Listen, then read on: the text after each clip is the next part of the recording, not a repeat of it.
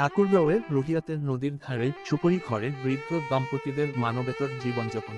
ঠাকুরগাঁও সদর উপজেলায় স্থানীয়দের সামান্য কিছু সহযোগিতায় তির্ময় নদীর ধারে ছোট্ট একটি ঝুপড়ি ঘর তুলে ঝুপড়ি ঘরের সাথে ছোট্ট একটি পান দোকানে 2 থেকে 300 টাকা আয় করে কোনোমতে মানবেতর জীবনযাপন করছেন 60 বিভাজন 65 বছরের অসহায় হতদরিদ্র বৃদ্ধ দম্পতি শকিনা খাতুন ও আমির উদ্দিন।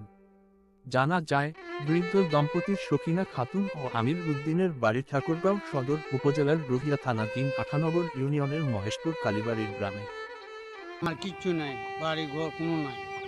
এখানে আমি বসবাস করে এই দোকান টুকটাক আমি 200, 300, 400 টাকা যা হয় এই নিয়ে আমি চলি। 400, 300 না যেরকম হয় আর কি, এরকমভাবে আমরা চলি। 2টা লোক কি চেয়ারম্যান 5টে চাউলও বন্ধ আমাকে দিতে, খুব কষ্টে আছি, খুব বিপদে। চলাফেরা হাঁটতে ফিরতে সব বাঘেই কষ্ট।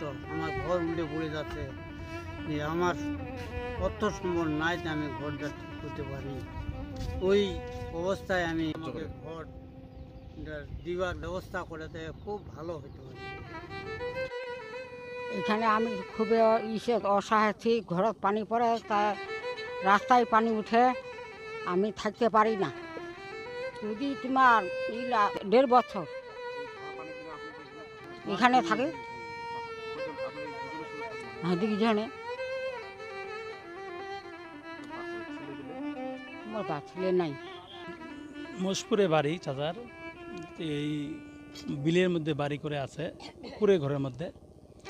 যদি সরকার যদি আর্থিক কিছু সমর্থন দিয়ে তাকে যদি সহযোগিতা করতো, তাহলে উনি বয়স্ক বুড়ি মানুষ, তাহলে এখানে বসবাস করে কিছুদিন জীবনযাপন করতে পারতো। আর কিছু আর্থিক দিলে তারা একটু দোকান পানি দিয়ে আরও কিছু তাদের জীবনটা আরও ভালোভাবে চলাইতে পারতো। সরকার যদি একটু সহযোগিতা করতো, সহায়তার হাত বাড়াইতো। প্রায় 1 বছরের উপরে আমি এখানে দেখতেছি। আমি তো ঝড় পানির দিনে সবসময় এখানে থাকে তারা, সবসময়। যে এই যে কিছুদিন আগে একদম পানি এমন উঠছিল যে নদীর পানি, তাদের ঘর ভাঙে গেছে, ঘর ভাঙে পড়ে গেছে, ঘরের খড়িমড়ি সব ভিজে গেছে।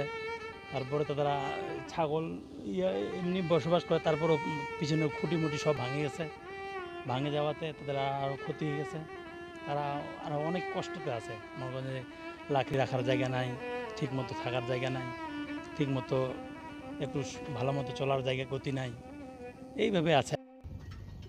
এখানে চাচা দোকানপাট করে 200-300 টাকা দিন রোজগার করে, আর মানে এই টাকা নিয়ে সংসার চলে আর কি। খুব কষ্ট করে, রাস্তার উপরে পানি, ঘর পড়ে গেছে, একটা ঘর পড়ে গেছে, কীভাবে দিন কাটবে তাই নিয়ে ব্যস্ত।